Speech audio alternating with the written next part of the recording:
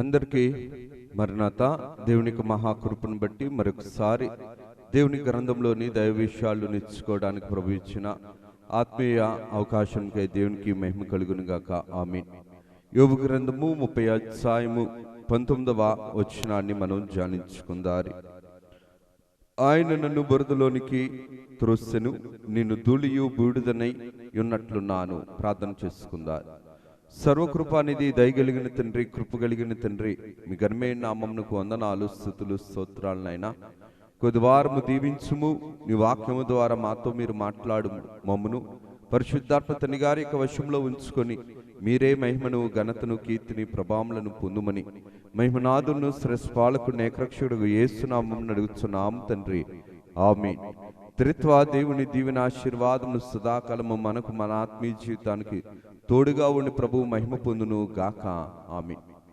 దేవుని యొక్క ఆత్మీయ జీవితంలో విశ్వాస యొక్క పెరుగుదలకు, విశ్వాస స్థాయిని పెంచుకోవడానికి ఉపవాస ప్రార్థనలు ఒక సాధనమై ఉన్నవి.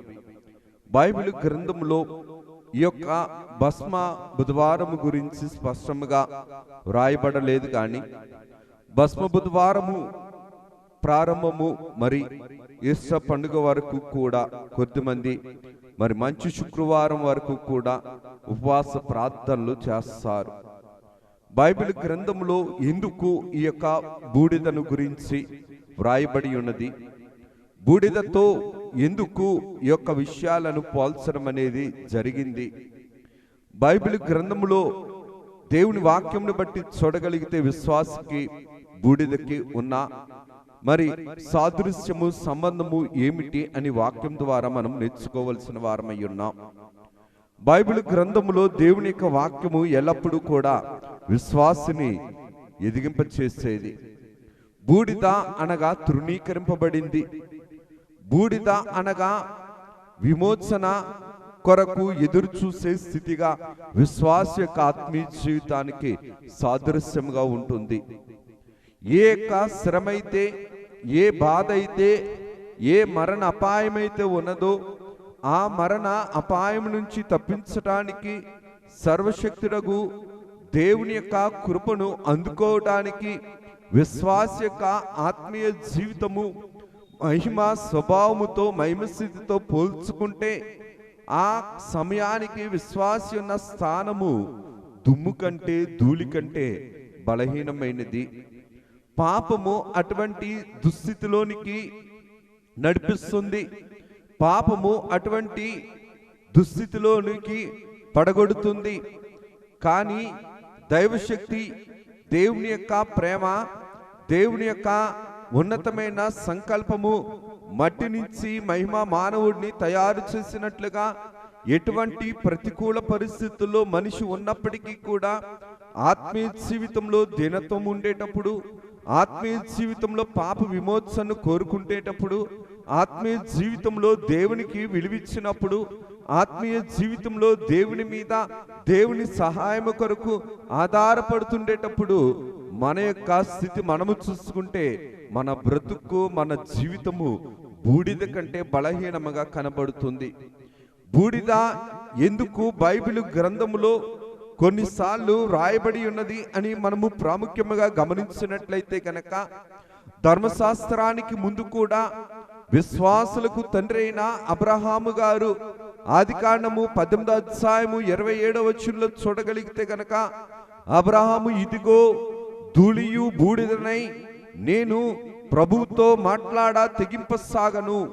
ఎందుకు ఈ మాటను జ్ఞాపకం చేసుకోవాలనిసనంటే, అబ్రహాము గారి యొక్క విశ్వాస జీవితము, ఆత్మీయ జీవితము, మహిమస్థితిని తెలుసుకునేటప్పటికీ అది తన యొక్క దీనత్వములోను అనగా తగ్గింపు స్వభావముతో ఆత్మీయ జీవితంలో ఉండేటప్పుడు మహిమ స్వభావమును గుర్తెరిగి గౌరవించినప్పుడు మనిషి యొక్క జీవితం కూడా ధూళి కంటే, దుమ్ము కంటే బలహీనముగా కనబడుతుంది. ధూళి, దుమ్ము, బూడిద తృణీకరింపబడేది, తిరస్కరింపబడేది, విలువలేనిది, పాదముల క్రింద తొక్కబడేది. దానిని ఎవరు కూడా ఎత్తుకునేవారు కాదు, దానిని ఎవరు కూడా ఉపయోగించుకునేవారు కాదు.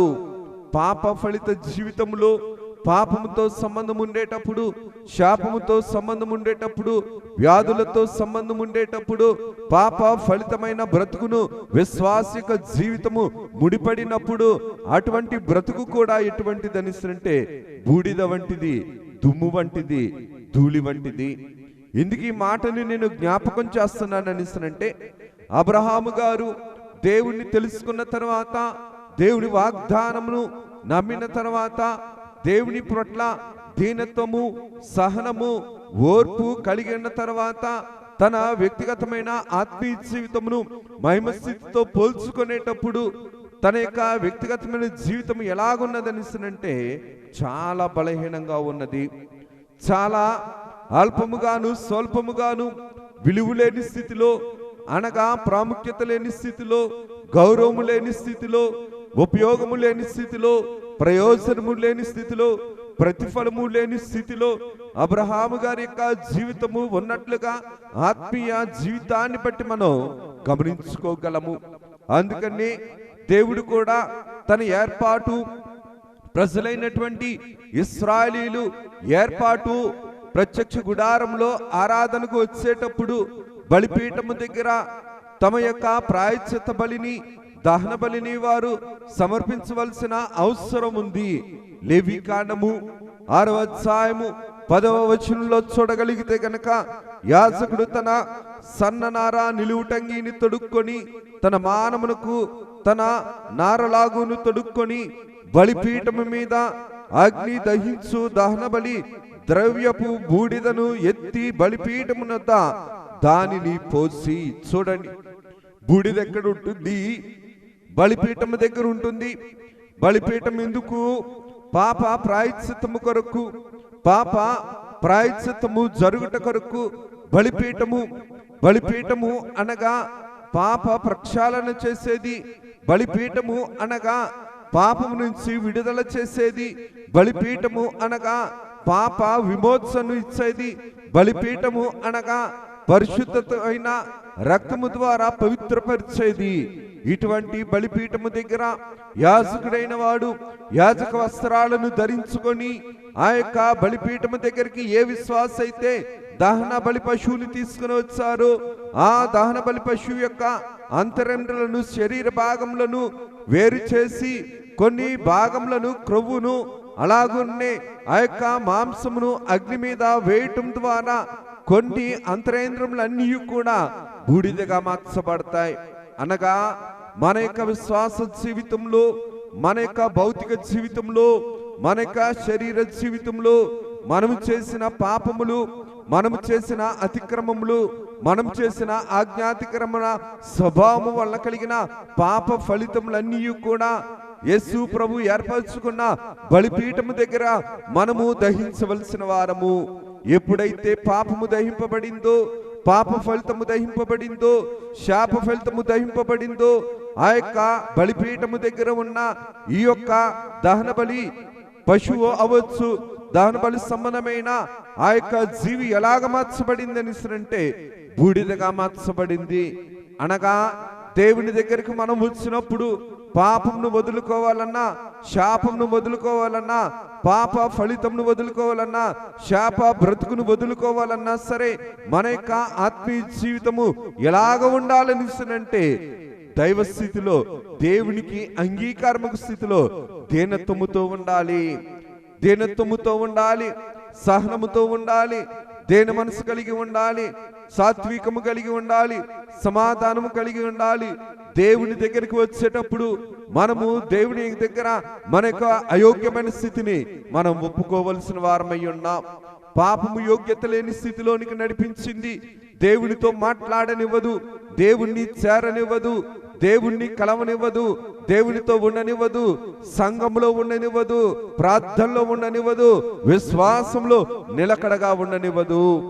పాప ఫలితం ఎప్పుడు కూడా దేవుని దగ్గర చొరవగా ఉండటానికి అది వీలుండలేనిది. కనుక పాపమున్న మనిషి కూడా పరిశుద్ధమైన దేవుని సన్నిధిలోనికి వెళ్ళాలని అంటే ప్రాయశ్చిత్తము జరగాలి. ప్రాయశ్చిత్తము జరుగుతేనే గాని, ప్రాయశ్చిత్తము సంపూర్ణంగా జరిగితే ఆ విశ్వాసికి ఏముంటదంటే పాప పరిహారము అనగా పాపము నుండి వచ్చు పాప ఫలితము, శాప ఫలితముల నుంచి విడుదల జరుగుతుంది. ఎందుకు ఈ మాటని నేను జ్ఞాపకం చేస్తున్నానంటే బైబిల్ గ్రంథములో ఎందరో ఈ యొక్క ఉపవాస ప్రార్థనలు దేవుని మందిరంలో చేశారు, దేవుని మీద ఆధారపడి చేశారు, దేవుని ప్రజలుగా చేశారు, దేవుని సహాయం కొరకు చేశారు, దేవుని మహిమపరచట కొరకు చేశారు, దేవుడు సమాధానకర్తని రుజువుపరచడానికి చేశారు. దేవుని యొక్క వాక్య క్రమములో కూడా మనము చూడగలిగితే గనక యోబు గ్రంథము 30:19 చూస్తే గనక యోబు గారు అంటున్న మాట, నేను ధూళియు బూడిదనయ్యట్లున్నాను, నేను ధూళియు బూడిద ఉన్నట్లున్నాను. ఇదే మాట అబ్రహాము గారు కూడా అంటారు, ఇదిగో ధూళియు బూడిదనయ్యి నేను ప్రభువుతో మాట్లాడ తెగింప చున్నాను. ఎందుకు ఈ మాట నేను జ్ఞాపకం చేస్తున్నా అంటే విశ్వాస జీవితంలో పాపమును వదులుకోవలసింది ఉంది, శాపమును వదులుకోవలసి ఉంది, లోకమును వదులుకోవలసి ఉన్నది. దేవుని యొక్క ఆత్మీయ జీవితాన్ని బట్టి, వాక్యంను బట్టి మనం చూడగలిగితే గనక విశ్వాస జీవితము ఎల్లప్పుడూ కూడా పరిశుద్ధముగా నడిపింపబడుతున్నది. విశ్వాస జీవితము ఎల్లప్పుడూ కూడా దేవుని ఏర్పాటును బట్టి, దేవుని కార్యక్రమంను బట్టి, దేవుని చిత్తమును బట్టి వెలుగులోనికి నడిపింపవలసినది ఉన్నది. దేవుని యొక్క వాక్య క్రమంలో మనం చూడగలిగితే గనక యోబు గ్రంథము 42:6 మనం చూడగలిగితే గనక, నన్ను నేను ఆశ్రయించుకొని ధూళిలోను బూడిదలోను పడి పశ్చాత్తాపపడుచున్నాను.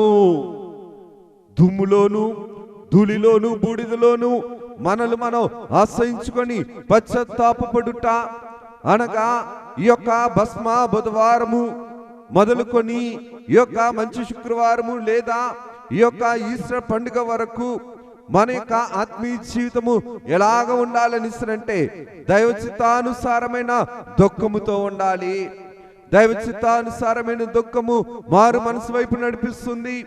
మలినముగా ఉన్న మన మనసు మచ్చ కలిగిన పాపం అనే మచ్చ, శాపం అనే మచ్చ, వ్యాధి అనే మచ్చలు కలిగిన అనారోగ్యకరమైన మచ్చలు కలిగిన మన బ్రతుకును ఈ యొక్క దైవ చిత్తానుసారమైన దుఃఖము పశ్చాత్తాపం వైపు నడిపిస్తుంది.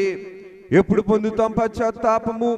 పాపము యొక్క ఘోరము, పాపం యొక్క తీర్పు, పాపం యొక్క శిక్ష మన మీదకి రానక ముందే దేవుని దగ్గర, దేవుని పాదాల దగ్గర మనం మోకరించి ప్రార్థన చేయాలి. దేవుని దగ్గర మనం అయోగ్యతను ఒప్పుకోవాలి. అందుకనే విశ్వాస ప్రమాణంలో మనం చెబుతాం, మన పాపమును ఒప్పుకొని వాడు మరింత గొప్ప పాపియే, దేవునికి దూరస్తురగును. కయ్యోను పాపము ఒప్పుకోలేదు, అందుకనే దేవుడికి దూరస్తురయ్యాడు.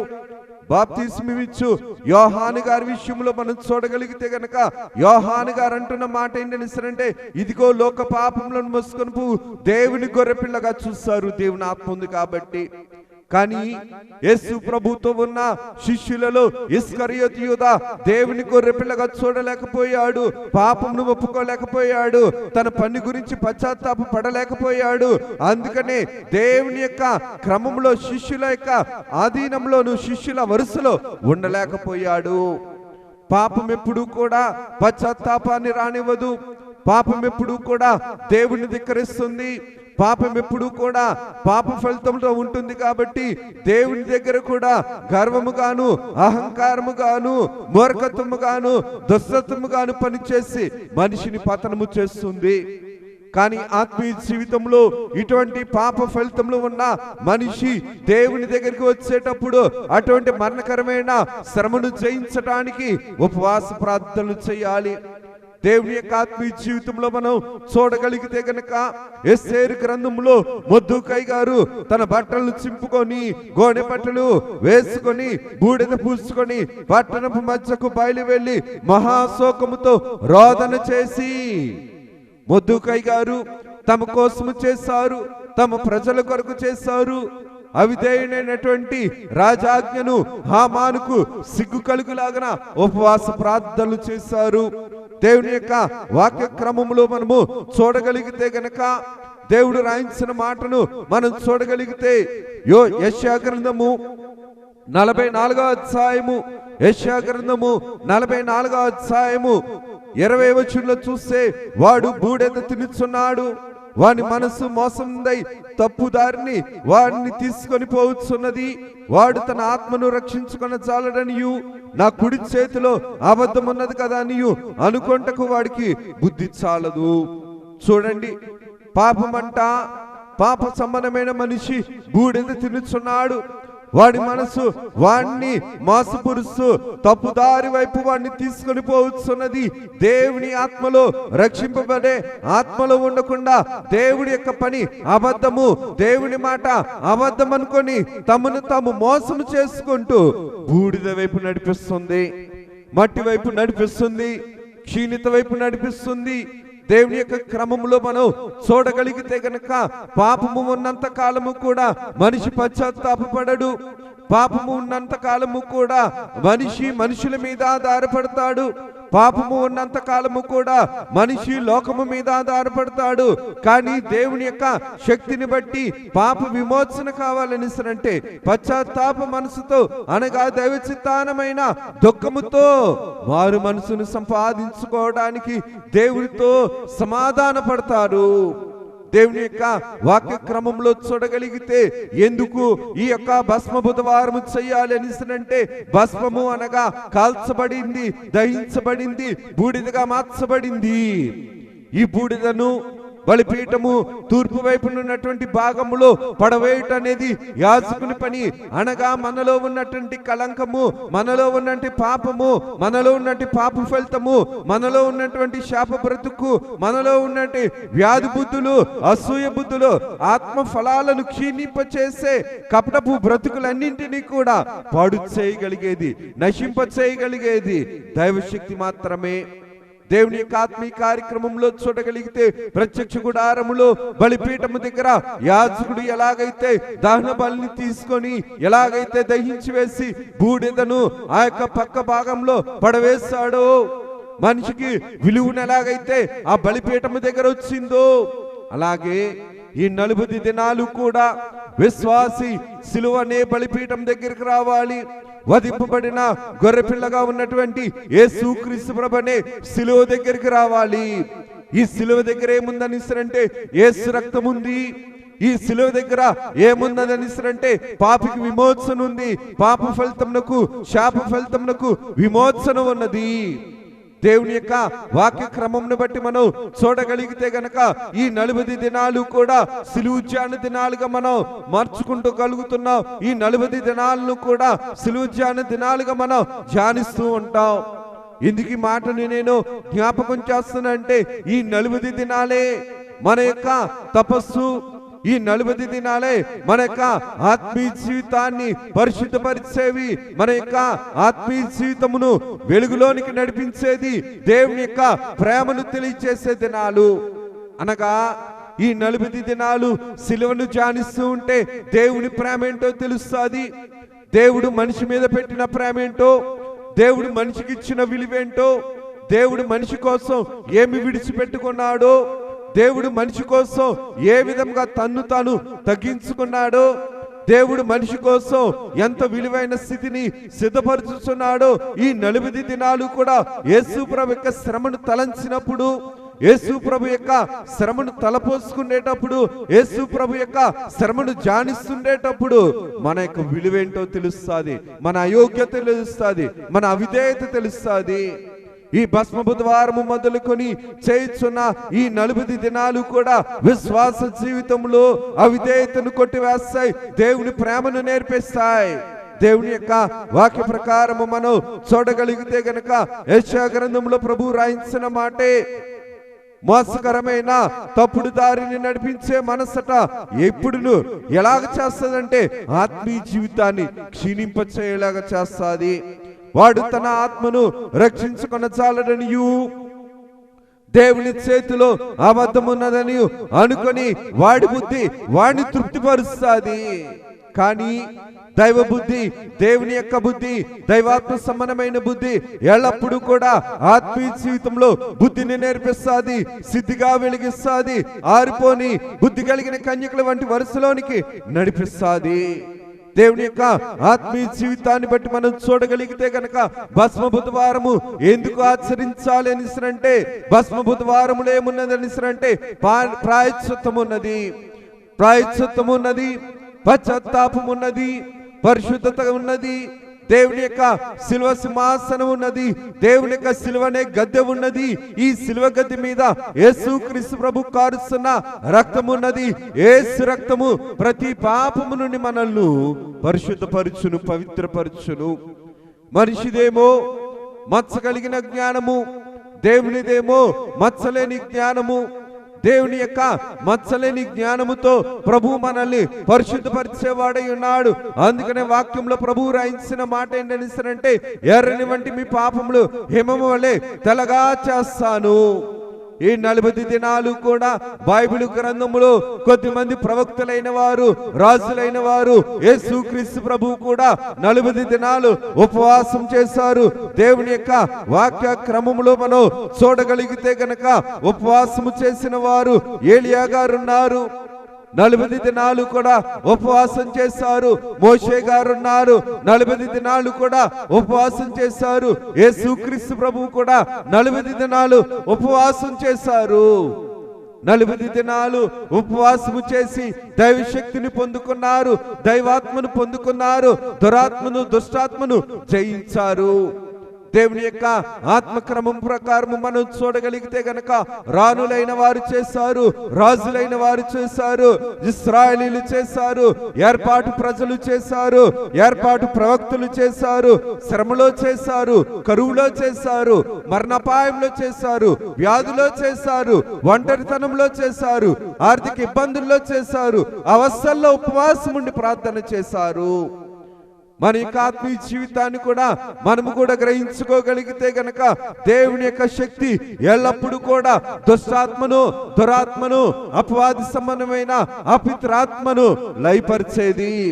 కానీ ప్రభు అంటున్న మాట, ఉపవాసము చేస్తుండేటప్పుడు మీరు కలహపడకూడదు, వివాదము పడకూడదు, అన్యాయముగా దుగ్గుద్దులాడుకోకూడదు.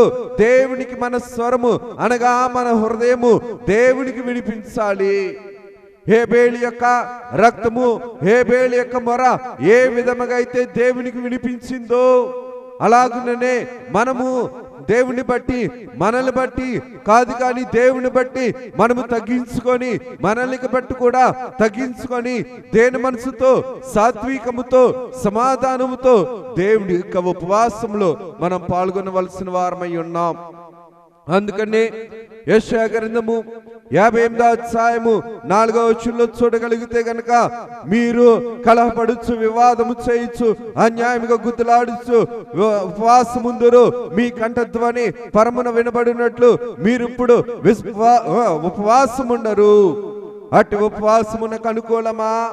మనుషుడు తన ప్రాణమును బాధపరుచుకున్న వల్లని దినము అట్టిదేనా? ఒకడు జమ్ము వలె తల వంచుకొని, గోనె పెట్ట కట్టుకొని, బూడిద పరుచుకొని కూర్చుండట ఉపవాసమా? అట్టి ఉపవాసము యెహోవాకు ప్రీతికరమని మీరు అనుకుందురా? ఆచారముతో కూడిన ఉపవాసము కాదు, దేవుని యొక్క ఆజ్ఞాకరమైన ఉపవాసమై ఉండాలి, ఆత్మానుసారమైన ఉపవాసమై ఉండాలి. ఆత్మీయ జీవితంలో దీనత్వము, సాత్వికము, సమాధానము, తగ్గింపు స్వభావముతో పశ్చాత్తాపడుతూ, మన తప్పులు మనం తెలుసుకుంటూ, మన తప్పులు మనం ఒప్పుకుంటూ, మన తప్పులు మరలా తిరిగి చేయకుండాటకు దేవుని మీద ఆధారపడుతూ పాపం అనే వృత్తిని మనం మానుకోవలసిన వారమై ఉన్నాం. పాప వృత్తిని మానుకొనుము అని తండ్రి గారు ఏ విధంగా అయితే చెబుతున్నారో, విశ్వాస జీవితంలో కూడా పాపకరమైన, శాపకరమైన, వ్యాధికరమైన జీవితాన్ని మనం వదిలించుకోవలసిన వారమై ఉన్నాం. ఈ భస్మ బుధవారం దినము మొదలుకొని ప్రతి దినము కూడా ఈ శిలువ ధ్యానముల్లో మనం నేర్చుకునేదంటే, దేవుడు మన కొరకు పడుతున్న శ్రమ, శరీర సంబంధమైన శ్రమ, మానసికమైన శ్రమ, లోకము పెట్టే శ్రమ, అన్యాయముగా శ్రమ, మంచి చేసి శ్రమ, కీడు చేయక శ్రమ. ఎందుకు ఈ మాట నేను జ్ఞాపకం చేస్తానంటే, దేవుడు సర్వోపకారాలు చేసి సర్వశ్రమలు అనుభవించాడు భూమి మీద.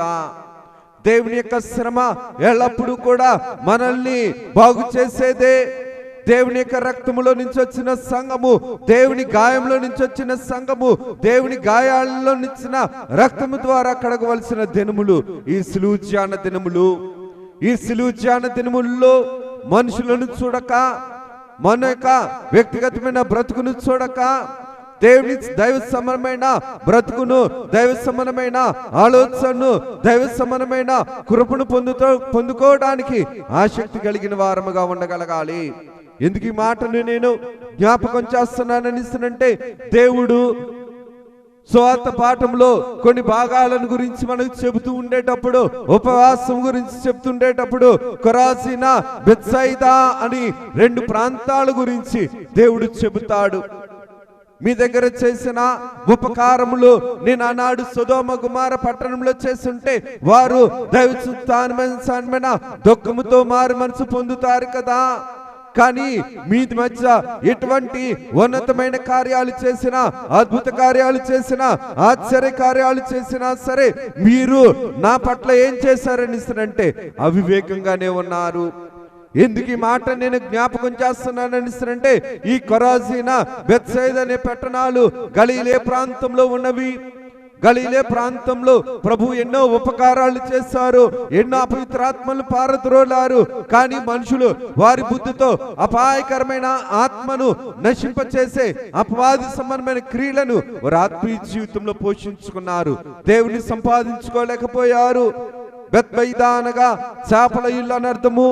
ఈ ప్రాంతం నుంచే ఆంద్రేయ గారు, పేతురు గారు, ఫిలిప్పు గారు ఈ ప్రాంతం నుంచే, గలిలే ప్రాంతం నుంచే దేవునికి శిష్యులుగా మార్చబడ్డారు. 5,000 మందికి ఆహారము పెంచబడింది ఇక్కడే. గురుడి వారి యొక్క కన్నులు తెరవబడినవి ఇక్కడే. మార్కు సువార్త 8:22లో చూసినా, లోకా సువార్త 9:10లో చూసినా సరే దేవుడు ఈ బెత్సైదా అనే గ్రామంలో ఎన్నో అద్భుతాలు చేశాడు. కొరాజీను అనే ప్రాంతంలో ఎన్నో అద్భుతాలు చేశాడు. ఈ కపెర్నహూము పట్టణంలో ఎన్నో అద్భుతాలు చేశాడు. గోధుమకు ప్రసిద్ధి కలిగిన ఈ పట్టణాన్ని చూసుకొని వారందరూ కూడా దేవుని విడిచిపెట్టడం, దేవుని ఉపకారాలు చేసినా సరే దేవునిగా చూడకుండా దేవుని సులాభము కోసం చూసుకున్నారు. అందుకనే ప్రభు అంటున్నమాట, మీరు ఉపవాసం ఉన్నప్పుడు వేషధారుల వలె ఉండొద్దు. వ్యాపారులు చేస్తున్న సంత వీధుల్లో ముఖాలు దేనముగా పెట్టుకొని ఉండవద్దు. దేవుని శక్తి కలిగిన ఈ యొక్క మోషే గారు ఎలాగైతే ముఖము తేజస్సుతో ఉన్నదో, శరీరము పట్టుదలతో శక్తితో ఉన్నదో, యేసుక్రీస్తు ప్రభు కూడా 40 దినాలు ఉపవాసం చేస్తుండేటప్పుడు దైవశక్తితో ఎలాగైతే ఉన్నారో అలాగే మనము కూడా దైవశక్తితో ఉండవలసిన వారము. భస్మ బుధవారము మొదలుకొని ఈ యొక్క 40 దినాలు కూడా క్రైస్తవుల యొక్క జీవితం ఏంటని అంటే, ప్రభు యొక్క శ్రమలను తలంచుకొని మన వ్యక్తిగతమైన జీవితంలో ప్రభు చేసిన ఉపకారాల కొరకు కృతజ్ఞత కలిగి ఉండవలసిన వారమై ఉన్నాం. అందుకనే ప్రభు అంటున్న మాట ఏంటని అంటే, మీరు మనుషులతో వివాదములు పెట్టుకొని, కలహాలు పెట్టుకొని, వాదాలు పెట్టుకొని, వారితో గుద్దులాడుకొనుచు ఎందుకు వచ్చిన ఈ ఉపవాసము? తిట్టుకుంటూ ఉపవాసము, కొట్టుకుంటూ ఉపవాసము, నైజ బుద్ధిని నెగించుకుంటూ ఉపవాసము. ఇది ఆచారమైనది కదా. కొట్టుకుంటూ, తిట్టుకుంటూ, విసుకుంటూ, కసుకుంటూ దేవుని మందిరంలోనికి వచ్చినప్పుడు దేని మనసుతో ఉండటం అనేది అది దేవుని దృష్టిలో ఎటువంటిది అని అంటే వేషకరమైనది. అందుకనే ప్రభు అంటున్న మాట, ఒకడు జమ్ము వలె తల వంచుకొని గోనె పట్టు కట్టుకొని బూడిద పరుచుకొని కూర్చున్నట ఉపవాసమా? మొర్దెకై గారు ఆనాటి కాలంలో చేశారు. తన దీనత్వముతో పట్టణము మధ్యలో కూర్చొని బూడిద పూసుకొని గోనెపట్టు కట్టుకొని ప్రభు అన్న మాట ప్రకారము తన యొక్క ఏర్పాటు జనమైన ఇశ్రాయేలీయులను మరణము నుంచి తప్పించడానికి ఉపవాస ప్రార్థనలు చేశారు. రాణి అయిన ఎస్తేరు గారు చేశారు, ప్రవక్త అయిన ఏలియా గారు చేశారు, దేవుడైన యేసుక్రీస్తు ప్రభు చేశారు, ప్రవక్తను నాయకుడైనటువంటి దైవజనుడైనటువంటి ఈ యొక్క మోషే గారు చేశారు. బైబిల్ గ్రంథములో ఎందరో భక్తులు ఆత్మీయ జీవితమును దేవునికి మహిమకరంగా వెలిగించుట కొరకు ఉపవాసాలు చేశారు. మనం దేనికోసం చేస్తున్నాం? భూలోక సంబంధమైన, బిడ్డల సంబంధమైన, సొంత వ్యాధి సంబంధమైన అవసరాల కొరకు చేస్తున్నామా? వీటికి కారణమైన పాపమును జయించే దైవ శక్తిని పొందుకోవడం కోసం మనం చేయగలుగుతున్నామా? మనల్ని మనం గమనించుకోవలసిన వారమై ఉన్నాం. ఎందుకు ఈ మాటని నేను జ్ఞాపకం చేస్తున్నా అంటే, దేవుని యొక్క వాక్యము చెబుతుంది. దేవుడు రాయించిన మాట ఏంటంటే, యోబు గ్రంథము 42:6 ఇందాక మనం చదువుకున్నది, నన్ను నేను అసహించుకొని ధూళిలోను బూడిదలోను పడి పశ్చాత్తాపపడుచున్నాను. దేవుడు రాయించిన మాట. నిజంగా దేవుని సన్నిధిలో ఉపవాసం చేయాలని అంటే మనల్ని మనం మన అవసరాలను చూసుకునే వారం కాదు, దేవుణ్ణి చూడవలసిన వారం. ఆయన్ని చూసిన అంతయు సరేవునని అంటున్నారు కదా, అటువంటి ఆత్మీయ జీవితం కలిగి ఉండవలసిన వారం ఈ భస్మ బుధవారం రోజున. ఈ భస్మ బుధవారము మొదలుకొని దేవుని సన్నిధిలో నిజంగా దైవ చిత్తానుసారమైన దుఃఖము మారు మనసును కలుగు చేయటమనిస్తే, దేవునికి వ్యతిరేకమైన ఆత్మ ఫలాలు క్షీణింపచేసే బుద్ధులు ఏమున్నా సరే, అనగా దైవ సమానమైన ఆత్మ ఫలాలను క్షీణింపచేసే కలహ గుణములు గాని, బుద్ధులు గాని, స్వభావాలు గాని, నా ప్రాచీన స్వభావాలు ఏమున్నప్పటికీ కూడా వాటిని పరిహారం చేసుకోవలసిన స్థలం ఏంటంటే సిలువనే గద్దె దగ్గర. ఈ సిలువనే గద్దె దగ్గర ఎవరున్నారంటే పాప పరిహారకుడు ఉన్నాడు. ఎవరి పాప పరిహారకుడు అంటే యేసుక్రీస్తు ప్రభువే. పేతురు మనం చదువుకున్నాం కదా, ఆయనలో ఏ కపటమును లేదు. దేవుడు అంటున్న మాటను బట్టి మనం చూడగలిగితే కనుక దైవశక్తి ఎప్పుడు కూడా పరిశుద్ధత వైపు నడిపిస్తుంది, దేవుని వైపు నడిపిస్తుంది, పరలోకపు పని వైపు నడిపిస్తుంది, పరలోకపు జీవితం వైపు నడిపిస్తుంది, పరలోకపు కార్యము వైపు నడిపిస్తుంది.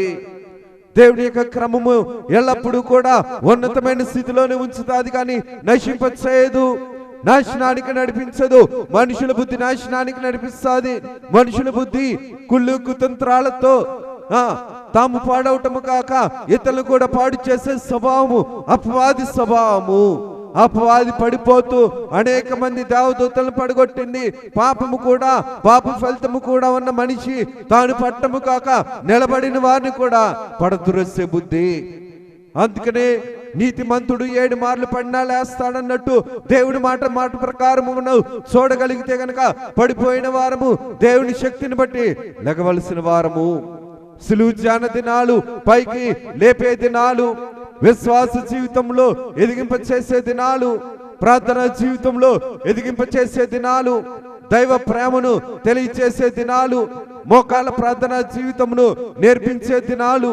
ఈ 40 దినాలు కూడా ఒక ముని తపస్సు వలె ఎలాగైతే చేస్తూ ఉంటాడో అలాగే విశ్వాస జీవితం కూడా దేవుని సన్నిధిలో ఎదిగింపచేయు దినాలు సిలువ ధ్యాన దినాలు. వసంతకాలం వచ్చేటప్పుడు ఒక చెట్టులో నుంచి ఎండిన ఆకులు ఎలాగైతే రాలిపోతాయో అలాగనే ఈ సిలువ ధ్యాన దినాల్లో సిలువ గద్దె దగ్గరకు వచ్చినప్పుడు మనలో ఉన్నటువంటి అపవిత్రత సంబంధమైన, అవిధేయత సంబంధమైన, భూత సంబంధమైన, దుష్ట సంబంధమైన, మూర్ఖత సంబంధమైన లక్షణాలన్నింటినీ తొలగించుకోవడానికి దేవుడు దైవశక్తినిచ్చే స్థలము, సైతాన్ని జయించే స్థలము ఏ స్థలం అంటే ఈ సిలువ ధ్యాన దినాలు. సైతాన్ ఎక్కడికైనా వస్తాది కానీ ఒక సిలువ దగ్గరికి రాదు. ఎందుకంటే సిలువలో సైతానికి అపజయము, సిగ్గు. సిలువలో పాపానికి సిగ్గు, పాప ఫలితానికి సిగ్గు. అందుకనే ఈ యొక్క యోబు గారు ఎన్ని కఠినమైన శ్రమలు వచ్చినప్పటికీ కూడా దేవుని యొక్క శక్తిని బట్టి పశ్చాత్తాపడ్డారు. కాబట్టి అటువంటి పశ్చాత్తాపాన్ని బట్టి యోబు గారు బూడిదలో కూర్చున్నప్పటికీ కూడా, దేని మనసు కలిగినప్పటికీ కూడా ఆ పశ్చాత్తాపము దేవునికి అంగీకారమైనది కాబట్టి, దేవుని యొక్క శక్తిని రుజువుపరిచింది కాబట్టి శాశ్వతపు దీవెనలతో ప్రభువు నడిపించారు, అందించారు. ఎందుకు ఈ మాట నేను జ్ఞాపకం చేస్తున్నానని అంటే, బైబిల్ గ్రంథములో 40 దినాలు చేసిన ప్రవక్తలు ఉన్నారు, 40 దినాలు చేసిన ప్రార్థనా పరులు ఉన్నారు, 40 దినాలు ఉపవాస ప్రార్థనలు చేసిన వారు ఉన్నారు. కొద్ది రోజులు రాజులు చేశారు, కొద్ది రోజులు రాణిలు చేశారు. అలాగుండే ఇశ్రాయేలులకు కూడా నిబంధనగా ఉపవాస దినము ఆచరించమని దేవుని ఆజ్ఞల్లో ఉన్నది. ఉపవాస దినాలు ఆచరించుట ఏర్పాటు ప్రజలు, ఏర్పాటు స్థలములు, ఏర్పాటు యాజకుని ద్వారా దేవుడు జరిగించే దినాలు ఏంటనిసనంటే ఈ యొక్క సిలువ ధ్యాన దినాలు. ఈ సిలువ ధ్యాన దినాల్లో మనం నేర్చుకోవలసింది ఏంటనిసనంటే మన యొక్క అయోగ్యతను బూడిద వలె చేయాలి, మన అవిధేయతను బూడిద వలె చేయాలి, మన పాప జీవితమును బూడిద వలె చేయాలి. అనగా దైవ సమానమైన జీవితంలో వెలిగింపబడాలి అనిస్తుంటే కొలిమిలో కాలుతున్న ఆ యొక్క ఇనుప వస్తువు మస్సుని ఎలాగైతే రాలుస్తుందో దేవుని యొక్క శిలువ దగ్గరికి వచ్చినప్పుడు మన యొక్క ఆత్మీయ జీవితాన్ని పాడు చేసే మస్సు ఏదైతే ఉన్నవో అవన్నీ కూడా దైవశక్తిని బట్టి రాలిపోతాయి. ఈ భస్మ బుధవారము దినమున, ఈ భస్మ బుధవారము రోజున, ఈ భస్మ బుధవారము రోజున ఆచారముగా కాక ఆత్మ సమానమైన ఉపవాసము చేయాలి.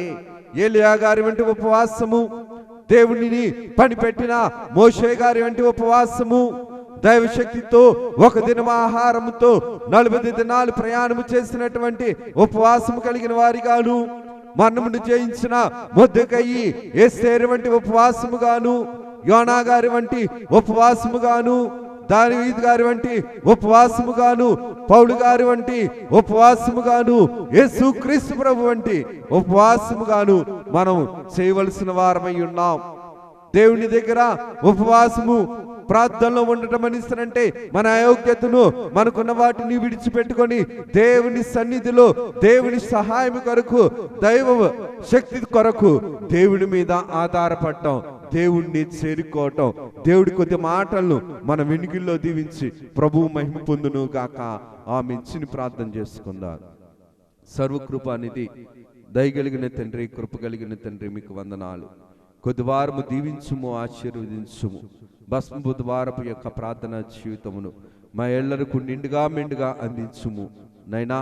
భస్మ బుధవారము మొదలుకొని నైనా జరగబోవు యేసు పండుగ వరకు జరగబోవు సిలువ ధ్యాన దినాలను ప్రభా, నీ యొక్క శ్రమను, నీ శ్రమను, నీ యొక్క ప్రేమను, నీ యొక్క కనికరమును ధ్యానించగలిగే పశ్చాత్తాపపడే మనస్సును, దైవచిత్తానుసారమైన దుఃఖము అందుకునే పరిశుద్ధాత్మ తండ్రి గారి యొక్క సహకారమును మాకు, మా ఆత్మీయ జీవితాలకు మీరు అందించి మీరు మహిమను పొందుమని యేసు నామమున అడుగుచున్నాము తండ్రి, ఆమేన్.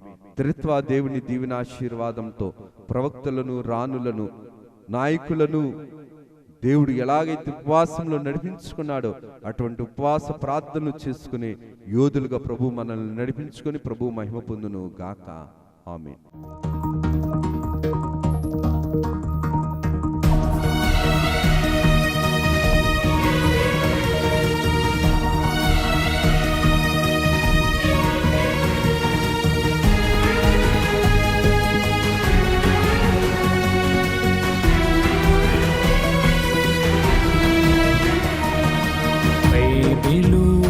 ప్రకటన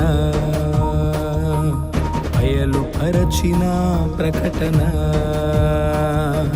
యేసయ్య ప్రకటన, దాసయ్య ప్రకటన, పరలోక ప్రకటన, పరిశుద్ధ ప్రకటన, యేసయ్య ప్రకటన, దాసయ్య ప్రకటన, పరలోక ప్రకటన, పరిశుద్ధ ప్రకటన.